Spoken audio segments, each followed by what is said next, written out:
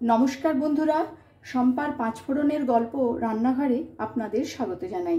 আশা করি সবাই ভালো আছেন ও সুস্থ আছেন। আজ বানাবো ছোলে পানির।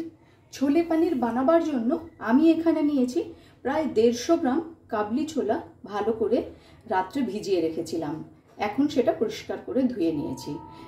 নিয়েছি 100 গ্রাম পনির, বড় বড় টুকরো করে কাটা। নিয়েছি 2টো মিডিয়াম সাইজের টমেটো, আর নিয়েছি বড় একটা পেঁয়াজ, একদম কুচি কুচি করে কাটা। প্রথমে আমি ছোলাটা সেদ্ধ বসাবো। জল শুদ্ধ ছোলাটা আমি কুকারের মধ্যে দিয়ে দিলাম, আর সামান্য একটুখানি এর মধ্যে জল দিলাম। দিয়ে দেব একটা বড় এলাচ, একটা ছোট এলাচ, একটা দালচিনি স্টিক ও 2টো লবঙ্গ। দিয়ে দিচ্ছি সামান্য একটু লবণ, আর দেব সামান্য একটু হলুদ গুঁড়ো।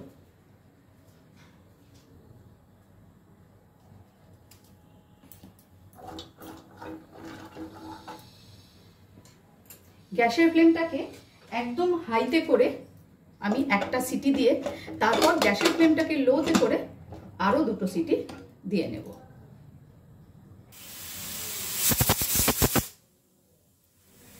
গ্যাসের ফ্লেমটাকে এবারে লোতে করে আরো 2টো সিটি আমি দিয়ে নেব। ছোলা সেদ্ধ করে নামিয়ে রেখেছি।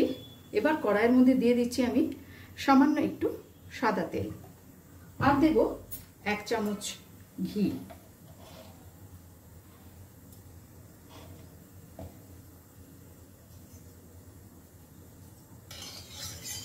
তেল আর ঘিটা বেশ ভালো করে একটু গরম করে নেব।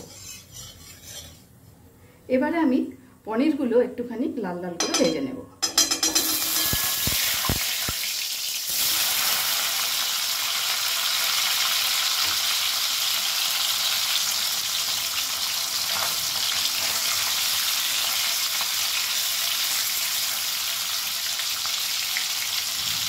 পনিরগুলো ভাজা হয়েছে, এবার এগুলোকে আমি নামিয়ে নিচ্ছি।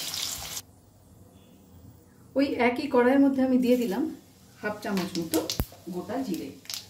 ফোড়নটা একটুখানি নেড়ে নেব।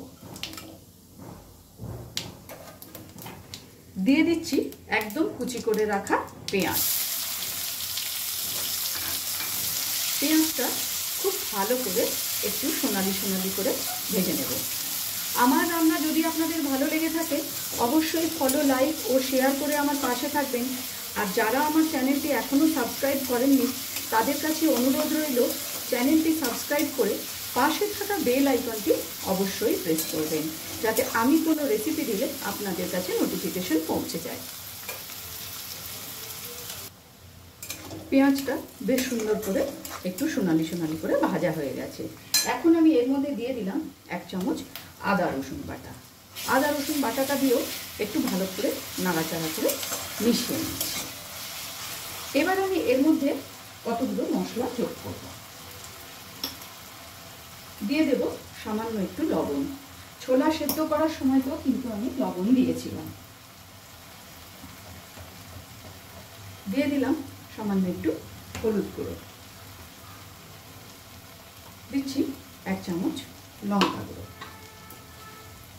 দেব 1 চামচ ধনে গুঁড়ো,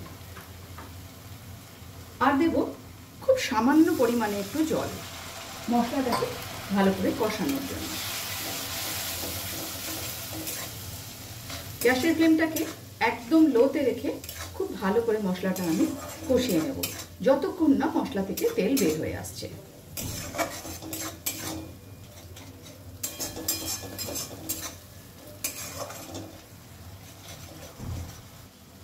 মশলা থেকে তেল বের হয়ে এসেছে। এখন আমি এর মধ্যে দিয়ে দেব 1 চামচ পরিমাণ চিনি, আর দিয়ে দেব যে টমেটো 2টো রেখেছিলাম সেটা আমি মিক্সিতে পেস্ট করে নিয়েছিলাম। মিক্সারে জার ধোয়া সামান্য একটু জলও আমি এর মধ্যে দিয়ে দিলাম। ভালো করে আবারও খুব সুন্দর করে কষিয়ে নেব। গ্যাসের ফ্লেমটাকে এ সময় আমি মিডিয়ামে করে দিলাম। খুব ভালো করে মশলা কষানো হয়ে গেছে, মশলা থেকে তেলও ভেসে এসেছে। এখন আমি এর মধ্যে দিয়ে দেব সেদ্ধ করে রাখা ছোলা। ছোলা।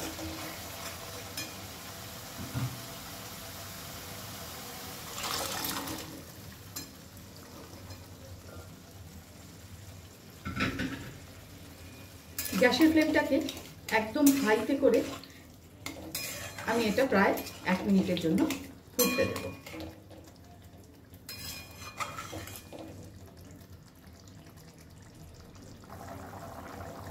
ছোলার ঝোলটা ফুটে উঠেছে। এখন আমি এর মধ্যে দিয়ে দিলাম চেরা কাঁচা লঙ্কা, দিচ্ছি ছোলে মশলা, 1 চামচ মতো ছোলে মশলা এর মধ্যে দিয়ে দিলাম, আর দিয়ে দেব ভেজে রাখা পনিরের টুকরোগুলো। ভালো করে একটু মিশিয়ে নেব সবকিছু একসাথে। গ্যাসের ফ্লেমটাকে একদম লোতে করে দেব। ওপর থেকে দিয়ে দেব সামান্য একটু ড্রাই রোস্ট করে রাখা কসুরি মেথি। ঢেকে দেব প্রায় 8 থেকে 10 মিনিটের জন্য। ফিরে এলাম 10 মিনিট পর। ছোলে পনির একদম তৈরি। এবার আমি 5 মিনিট স্ট্যান্ডিং টাইমে রেখে নামিয়ে নেব। তৈরি করে নিলাম ছোলে পনির। ভিডিওটি আপনাদের কেমন লাগলো অবশ্যই কমেন্টস করে জানাবেন। আজ তাহলে এই পর্যন্তই। দেখা হচ্ছে সামনের ভিডিওতে অন্য কোনো রেসিপির সাথে। ভালো থাকবেন, সুস্থ থাকবেন।